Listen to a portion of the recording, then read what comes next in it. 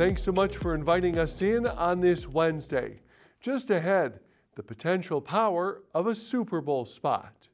But let's begin with headlines. Toyota has once again downgraded its global sales outlook.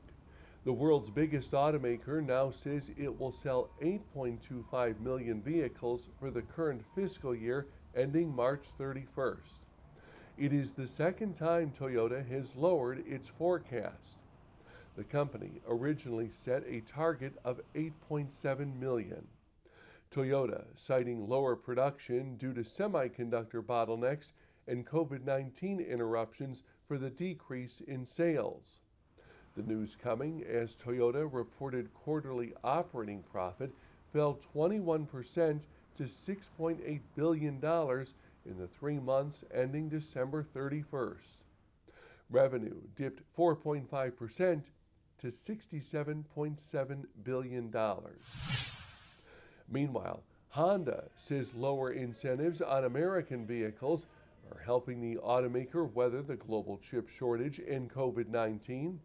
However, Honda says there may be some adjustments in store as inventories and supply return to more normal levels later this year. As of December 31st, U.S. inventory had shrunk to a mere 11 days. Honda cited the dialed-down spiffs as it raised its full fiscal year operating profit target to nearly $7 billion.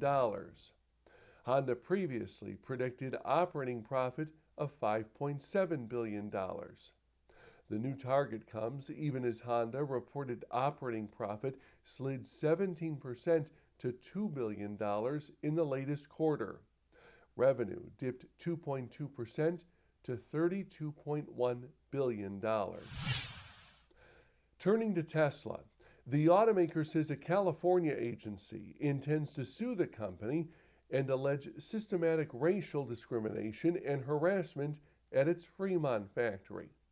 On almost 50 occasions over the last 5 years, individuals who believe they were discriminated against or harassed asked the California Department of Fair Employment and Housing to investigate Tesla. However, in a blog post, the automaker called the possible lawsuit, quote, misguided, saying every one of those claims were closed without a finding of misconduct against Tesla.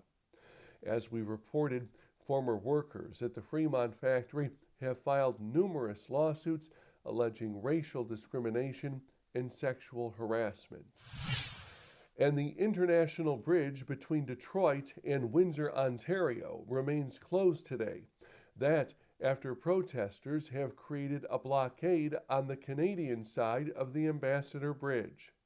Among the key issues for the protesters is a new rule that requires truckers to be vaccinated against COVID-19 to enter the country. The border crossing is a key trade route for auto parts and new vehicles. The Canadian Vehicle Manufacturers Association called for the end of the blockade, saying it was threatening fragile supply chains. Time now for our Retail Realm Report. A robotic dog chases a Kia. Dr. Evil pitches EVs for General Motors. And a chatty mom hypes used rides for Carvana. Indeed, several automotive companies are advertising in Sunday's Super Bowl. And according to media advertisers, a 30-second spot in the big game costs about $6.5 million. Advertising in the Super Bowl is a very considered investment. That's Allison Witherspoon, Chief Marketing Officer at Nissan US. The next-gen Z sports car receives top billing in the brand's Super Bowl spot this year, and the marque's new electric crossover, the Aria, makes a cameo in the ad. It is the Nissan brand's first Super Bowl commercial since 2015. Witherspoon says the spot helps tell Nissan's, quote, A to Z story. This as the company retools much of its lineup. Witherspoon says a strong showing on game day can jumpstart shoppers and dealers. So having a successful Super Bowl commercial can gain a lot of momentum internally at any company For us at Nissan, with our dealer network and with consumers, when you're a part of culture like the Super Bowl is a major platform and cultural platform in the US. When you're able to really tap into audiences, you can feel that energy everywhere across your dealers, employees, and across the consumer base. For more on the aforementioned ads, visit autonews.com/Super Bowl. Have a great day. We'll see you tomorrow.